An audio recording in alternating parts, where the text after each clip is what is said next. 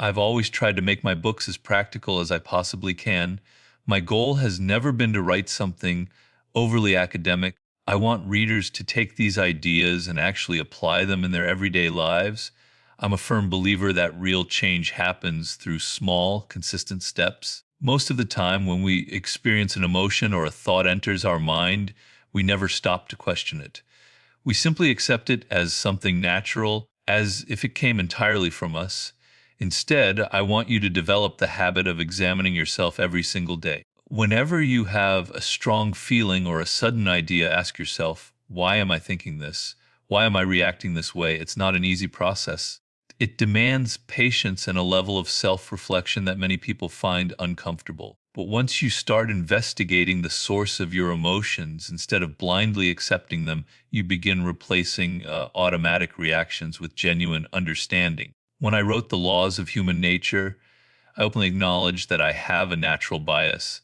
I tend to notice the darker aspects of people. My attention is often drawn to their hidden motives, their manipulative behavior, and the parts of themselves they try to keep concealed. That perspective originally inspired the 48 Laws of Power. It came from my frustration with how dishonest people could be about their desire for power and manipulation. The important thing, though, is that I'm aware of this tendency within myself. I don't assume that every conclusion I reach is automatically correct just because it's mine. I constantly question it. I ask myself whether my skeptical view of human nature reflects reality or whether it's simply the product of my own upbringing. My parents were often anxious and worried about many things, and perhaps I absorbed that mindset growing up. Maybe that's what shaped the way I see people today. So I continue challenging my own beliefs. I remind myself that I might be wrong. That's why I also read books that present the opposite viewpoint, books that argue people are fundamentally kind and generous. My advice is to do the same. Don't automatically believe that every opinion you hold is intelligent, accurate, or completely your own. Consider the possibility that any of your beliefs didn't originate with you at all. Maybe the emotions you're experiencing, maybe the political outrage you're feeling, or whatever strong opinion you have, didn't actually begin with you. It could simply be something you've absorbed from the people and content surrounding you. You scroll through Facebook or other platforms, get caught up in a viral wave of emotion, and before long, you mistake it for your own independent belief. We all like to think we're completely self directed, but the truth is we may not be as independent as we imagine. Interviewer, how do you want readers to actually use your book? Are there any exercises or practices you'd like them to follow? Because I think a lack of self awareness isn't always about avoiding introspection. Sometimes people simply don't understand what genuine introspection actually looks like. Robert Greene, part of it is definitely denial. Many people have built psychological barriers that prevent them from looking honestly at themselves because doing so forces them to confront uncomfortable truths. But self awareness isn't something you practice once, it's a habit you build every single day. The very first step is admitting that you have a problem. It's almost like the first principle in Alcoholics Anonymous. If you move through life convinced that everything is fine, that you completely understand yourself, that all your relationships are healthy, and that nothing needs improvement, you'll never even begin the journey of self discovery. So start by acknowledging that you don't have all the answers. Accept that you don't fully understand the people closest to you. Even your husband, wife, or your own children remain mysteries in many ways. You don't truly know what's happening inside their minds. Once you accept that reality, curiosity naturally replaces certainty, and that's when real learning begins. There are many exercises you can practice, but here's one simple example. Look at your spouse or partner and tell yourself, maybe I don't know this person as well as I think I do. Often, what we mistake for understanding is simply us projecting our own emotions onto someone else. Instead, step back and become an observer. Tell yourself, today I'm going to watch this person differently than I usually do.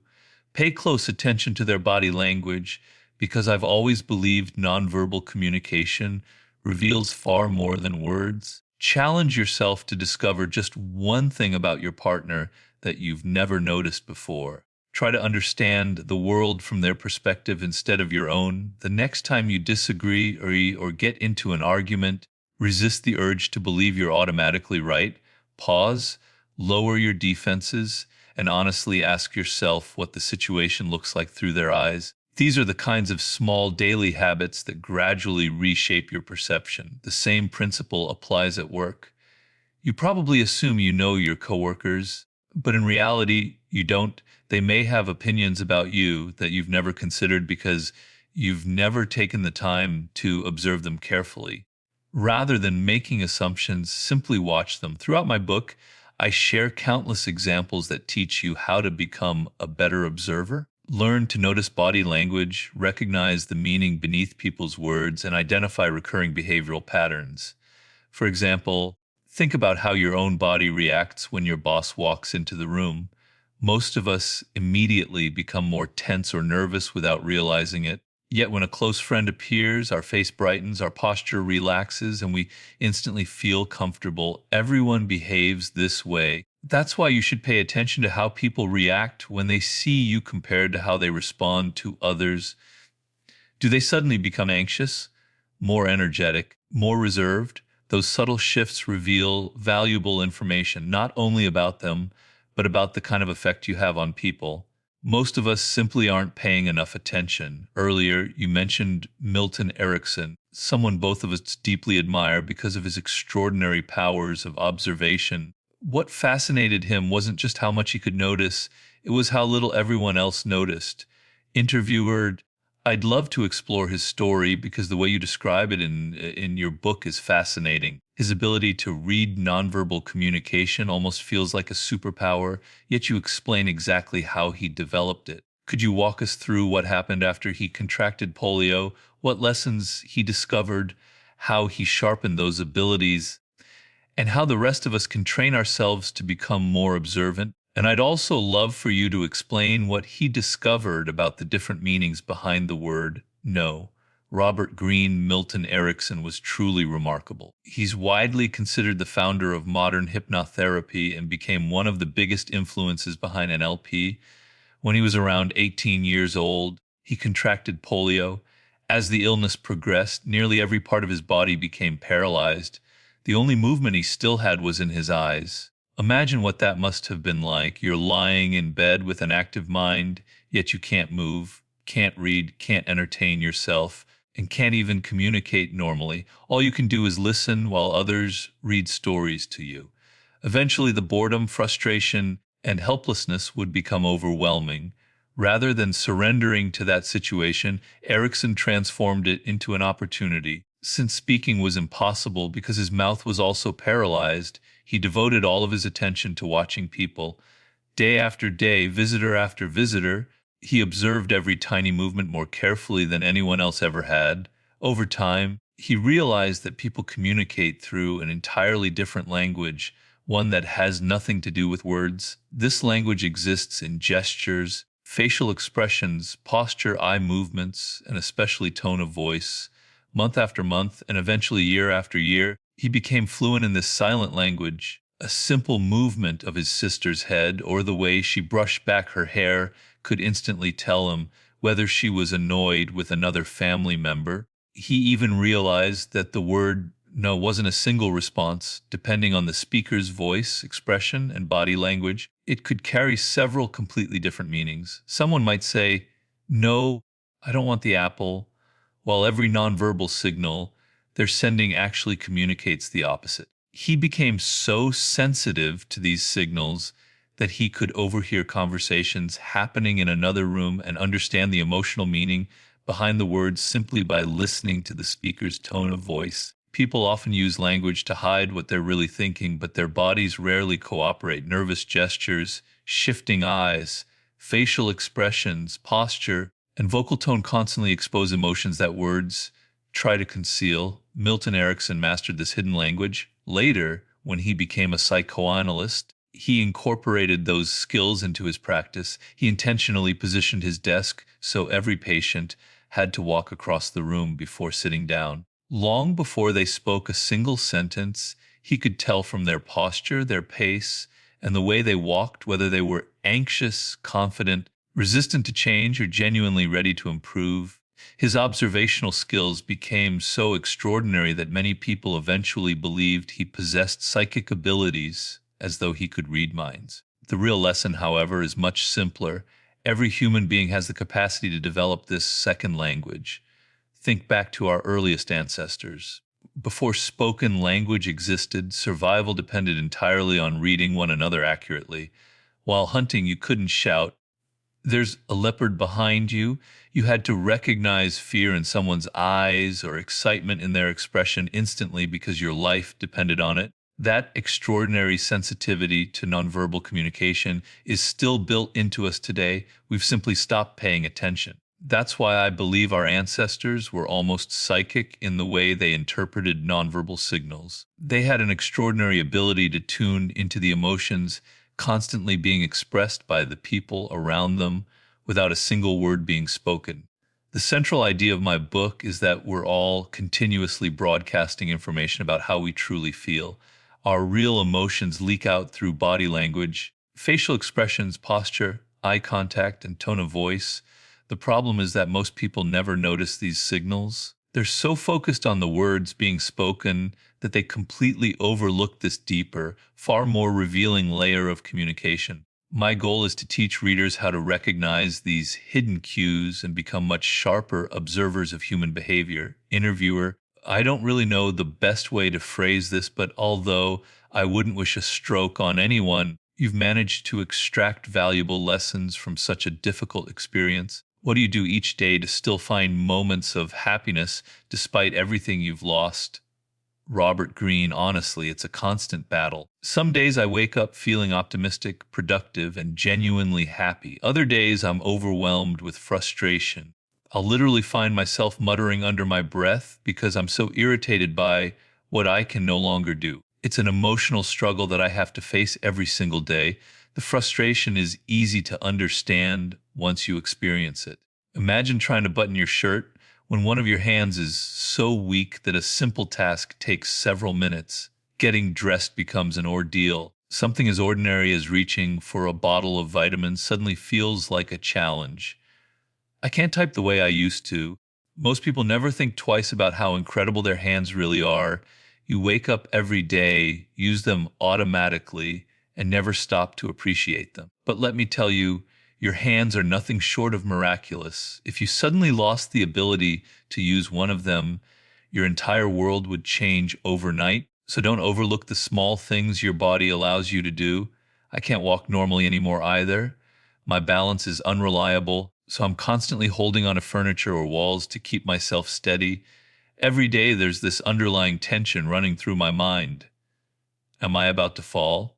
Will I drop this? Can I finish this task without struggling? That anxiety builds over time until your body becomes tense before anything has even happened. So I have to catch those thoughts before they take over.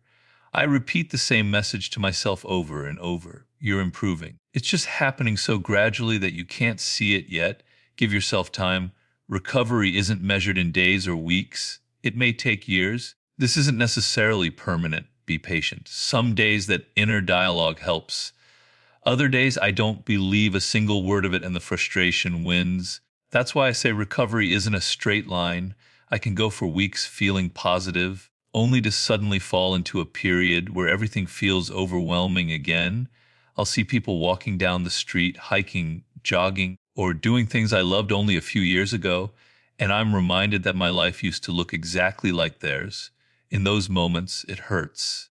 Sometimes I honestly feel like crying because the activities that once brought me joy are no longer available to me, so I had to find substitutes. I can no longer hike through Griffith Park the way I used to, and I can't ride a regular bicycle anymore. Instead, I discovered a high-quality recumbent trike, basically an advanced three-wheeled bicycle. I bought the best model I could find, lightweight, fast, and built for performance. Now I can still climb hills. Sure, I'm slower than someone riding a traditional bike, but I can make it to places I never thought I'd reach again. I'll ride up into the hills, disappear into the woods, and spend time completely alone. That's become my therapy.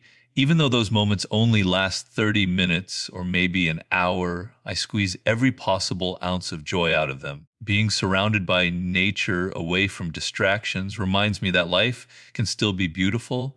I've learned that when one source of happiness disappears, you have to discover another. The stroke affected the right side of my brain, which interrupted communication with the left side of my body. That's why my left arm and left leg don't respond the way they once did. But in a strange way, I was fortunate. My thinking, creativity, and ability to write remained intact. Had the stroke damaged the opposite side of my brain, I might have lost my speech or my ability to organize thoughts altogether. I probably wouldn't be able to write another book. Every afternoon, usually around 3 o'clock after I've finished exercising, I sit down with my notebook and begin writing. Those hours are sacred. Don't call me, don't interrupt me. When I'm working on my book, I'm happier than anywhere else in the world because writing has become my therapy. It's what keeps me moving forward. Earlier, we talked about patience. Writing books always required patience, but recovering from a stroke demands an entirely different kind of patience. I'm impatient with my body. I want it to cooperate right now. I want progress immediately. Instead, I've had to develop what I'd call a higher level of patience, a patience that accepts slow, invisible improvement. I'm still learning that lesson every day.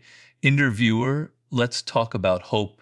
As you go through physical therapy, you make progress, but often not as quickly as you'd like. How do you keep hope alive through that process? Robert Greene, that's probably the hardest question you could ask, but it's also the most important one. Whenever I lose hope, I start wondering what the point of any of this is. That's why I have to consciously rebuild it over and over again. Recovery has been an emotional roller coaster. In the beginning, everyone had advice. Robert, you need to try hyperbaric oxygen therapy. You should try this new device. Stem cells might help. Go see this specialist. Every recommendation made me hopeful. I'd think maybe this is finally the breakthrough. I'd spend thousands of dollars trying another treatment only to notice a tiny improvement or sometimes none at all. Then the hope would disappear just as quickly as it arrived. The best way I can describe it is that each disappointment feels like watching a belief die. You invest emotionally in the possibility that something will change everything, and when it doesn't, it's incredibly painful. People still approach me with new ideas all the time. They genuinely want to help, and I appreciate that. But I've learned not to get carried away by promises of miracle treatments. There are no shortcuts. There is no overnight solution. Recovery happens one day at a time. I often remind myself of Sharon Stone's experience because she suffered a stroke very similar to mine at almost the same stage of life. I even considered reaching out to her because our situation sounded remarkably alike. She said it took her 7 years before she truly felt like herself again. I've only been recovering for about 3. Whenever I remember that, it helps me reset my expectations. She explored virtually every therapy available, just as I have. That's why when people enthusiastically tell me about the newest treatment they've heard about, I usually smile and think, please, I've heard this before. I've reached a point where I simply believe in consistent effort, day after day, step after step. My body has to be retrained, and there's no escaping that reality. At the moment, I'm experimenting with another approach based on the Feldenkrais method. Interviewer, what exactly is the Feldenkrais method? Robert Greene, it's a completely different philosophy of movement, and I find it fascinating. The idea is that you can't treat the body as a collection of separate parts because everything is connected. If your back hurts, the problem might not actually originate in your back. It could come from your hips, your hamstrings, the way you walk, or even tension in your neck. The body functions as one integrated system. Another principle is that most of us activate muscles we don't actually need. For example, whenever you're about to lift something heavy or even prepare yourself mentally for a difficult task, you instinctively tighten your chest and shoulders. But those muscles often aren't necessary for the movement you're about to perform. They're simply wasting energy. If only the muscles required for a particular action were engaged, your movements would become smoother, more efficient, and much less exhausting. That's the foundation of the Feldenkrais approach, or more specifically the Anat-Baniel method, which was developed by one of Feldenkra's students. When I practice those lessons, I get a glimpse of what effortless movement feels like. Instead of fighting against my own body, I experience moments where every movement becomes graceful, economical, and coordinated. It also forces you to recognize all the unnecessary tension you've accumulated over the years in your neck, your shoulders, your posture, and even in the emotional habits you've developed. I find it incredibly powerful. The only limitation is that it wasn't specifically designed for stroke rehabilitation, although I believe someone will eventually adapt these principles for people recovering from neurological injuries. Alongside that, I'm also doing traditional physical therapy, and honestly, it's unbelievably boring. I'm used to activities like lifting weights, swimming, or running, things where you can actually feel your heart working and watch yourself getting stronger.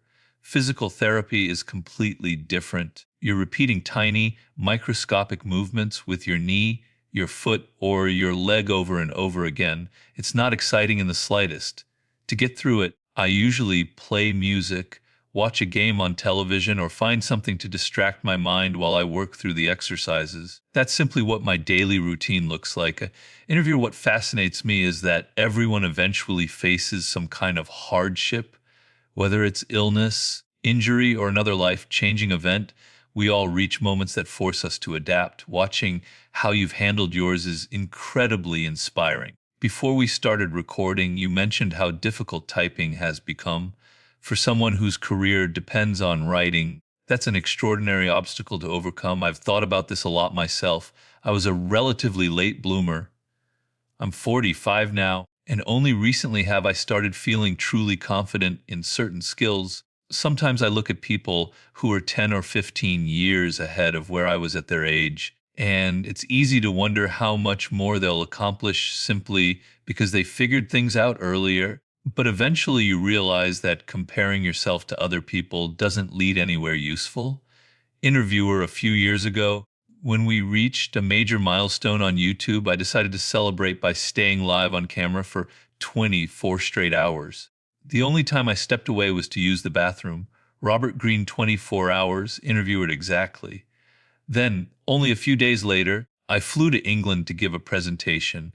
There wasn't a microphone available, so I spent nearly 9 hours speaking loudly to reach the audience. The next morning I woke up and my voice felt strange. At first I assumed it would pass, but it didn't. I constantly felt like there was something stuck in my throat, and whenever I turned my head, I could feel an odd clicking sensation. Naturally, my mind went straight to the worst case scenario. Is this cancer? What if I permanently lose my voice? That possibility terrified me because even outside of making videos, my entire career depends on speaking. My ability to persuade people, inspire my team, communicate ideas, and motivate others has always relied on my voice. So I started imagining what life would look like if that ability disappeared. My first thought was that I'd have to grieve. I'd need time to process the loss, to feel sorry for myself, and accept what had happened. But eventually I'd have to move forward and make the best use of whatever abilities I still had. That experience forced me to realize how much I had taken my voice for granted during the previous 40 years of my life.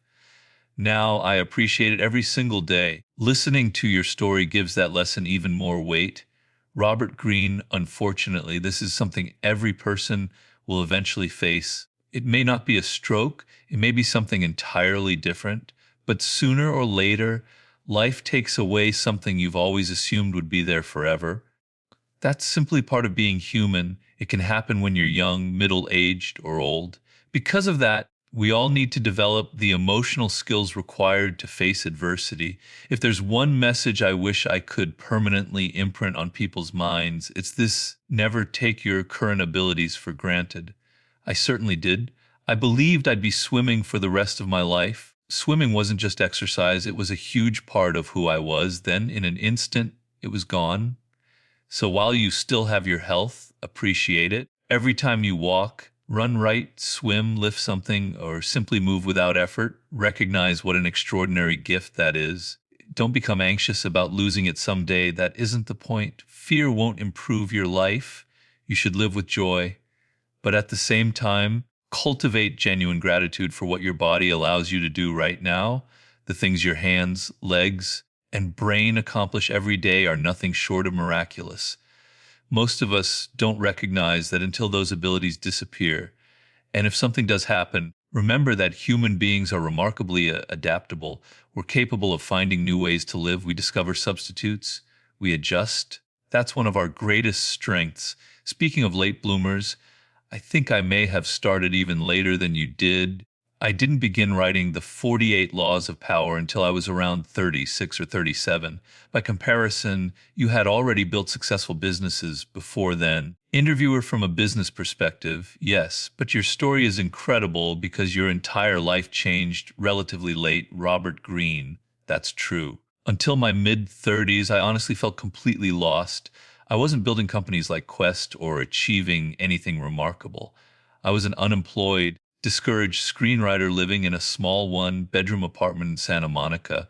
Money was scarce. I felt depressed. The building I lived in wasn't anything special. From the outside, my life looked like it wasn't going anywhere. Then, almost unexpectedly, everything changed. Ever since I was a kid, I was incredibly sensitive to hypocrisy. I couldn't stand people pretending to be someone they really weren't. I actually think a lot of children have that ability. They're almost born with antennas for detecting insincerity. It always made me angry. Then you can ask yourself, why does that bother you so much? Why does it create such a strong emotional reaction? For me, it wasn't simply because I believed honesty was morally superior. It was deeper than that. I understood very early in life that human beings are flawed, and that included me. Even as a child, I recognized parts of myself that weren't pretty. I could be jealous, bitter, aggressive, ambitious, even capable of hurting people. I knew those darker emotions existed within me too, so it frustrated me when everyone else acted as though they were perfectly good and innocent. I saw it constantly in other children. Some would play the role of the perfect son or the perfect daughter whenever their parents were around. They acted like little angels. But the moment adults disappeared, an entirely different personality emerged. Suddenly they became mean, manipulative, competitive, or cruel. That contradiction fascinated and irritated me. Of course, you could keep asking why that affected me so deeply. There are probably deeper psychological explanations, but I believe it reflected something authentic about who I was. The same thing happened years later with Hollywood. I won't deny that part of my frustration came from not achieving the success I wanted. Anyone in that situation would naturally experience envy to some degree, but that wasn't the whole story. The anger had much deeper roots.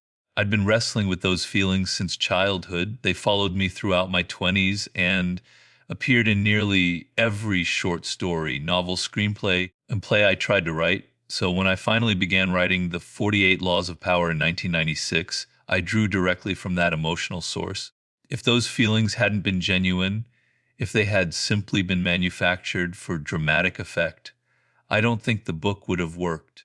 That's true for any creative work. If your emotions aren't rooted in something real, if you're only pretending to be angry or pretending to feel deeply, people recognize it. Human beings are surprisingly good at sensing what's authentic and what's fake. The emotion behind the 48 Laws of Power was real. I simply disguised where it came from.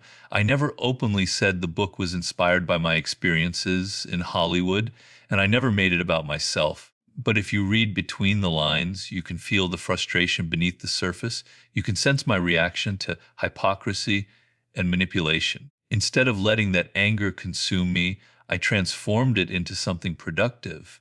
That's exactly what I mean when I talk about using your dark side wisely. Think of yourself as a child. I describe it as being like a complete sphere. One half of that sphere is visible, the side everyone sees. The other half is hidden, like the dark side of the moon. The visible side is the polite, loving, well-behaved child who treats parents, siblings, and friends kindly. The hidden side contains everything else.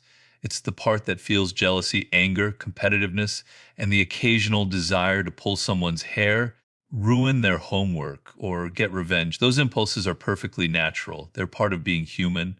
Boys experience them.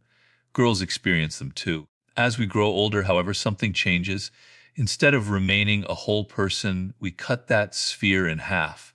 We present only the acceptable side to the world. Eventually, we don't just hide the darker half, we begin pretending it no longer exists. We convince ourselves that we're always kind, reasonable, and morally good because society rewards that image. Meanwhile, everything we've buried remains inside us. Nothing truly disappears.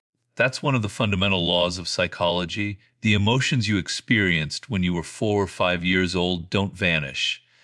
They simply become unconscious. Sometimes they stay buried for decades before erupting later in life through irrational behavior. The healthier alternative is awareness. Recognize that you feel envy. Recognize your anger. Recognize moments when aggression appears. Acknowledge that under certain circumstances, you're capable of wanting to hurt someone. Accept that you're a complete human being, not a perfect saint pretending those feelings don't exist. Interviewer, but surely you don't just act on those impulses. What's your advice? What does it actually mean to integrate the shadow? Robert Greene. It comes back to the same principle I've been repeating. Awareness, that's the beginning. Interviewer, I understand that, but what I'm trying to figure out is how awareness becomes action. Take Hollywood, for example.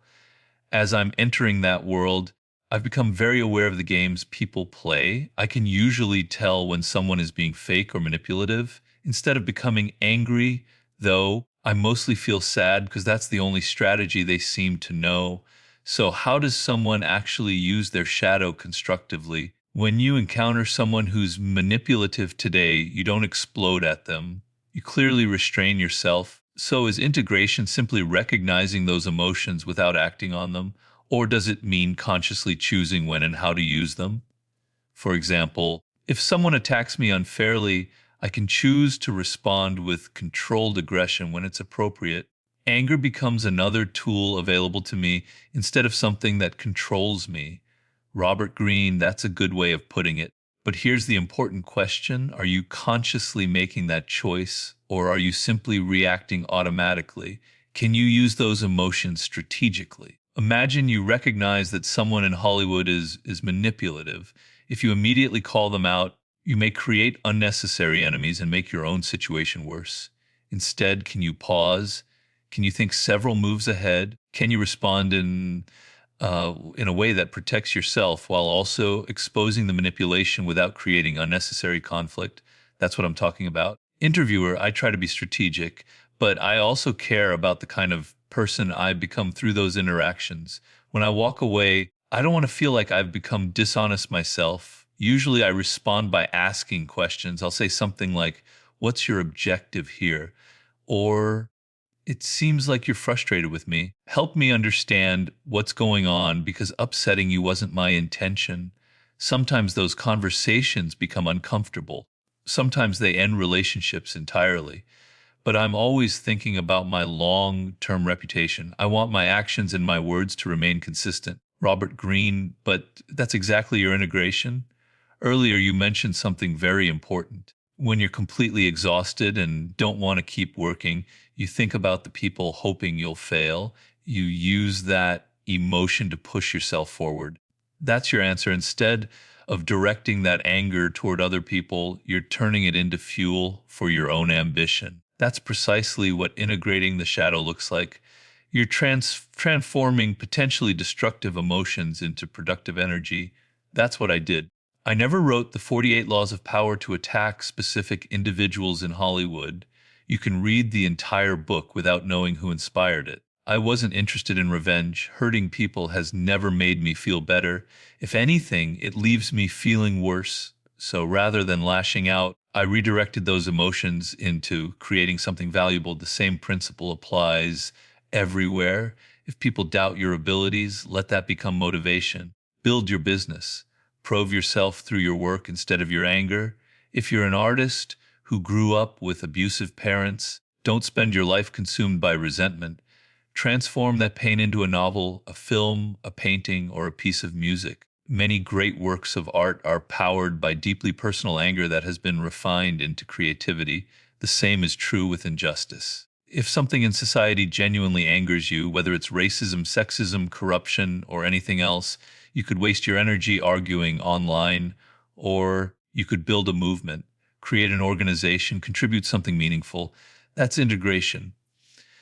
The goal isn't to hurt people. The goal is to transform emotional energy into creation. Ironically, we live in a culture where so many people suppress their genuine emotions because they're terrified of saying the wrong thing or offending someone. When an artist honestly expresses those hidden emotions through their work, people are naturally drawn to it. It feels authentic, it creates charisma. The reason is simply they're expressing feelings everyone else is trying to hide. That's why I keep telling people not to fear their dark side.